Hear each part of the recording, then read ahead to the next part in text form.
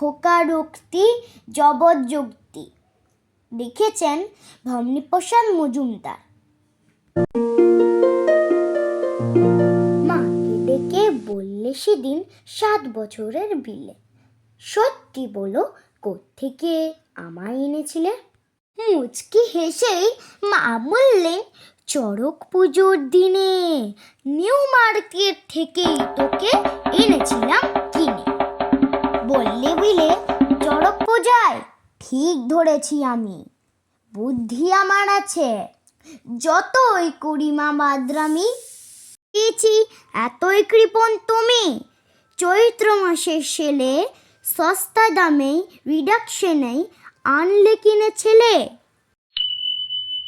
তাই মা আমার আঙ্গুলগুলো এমন ছোট বলো, হাফ দামিতে কিনলে জিনিস হবেই এমন তর।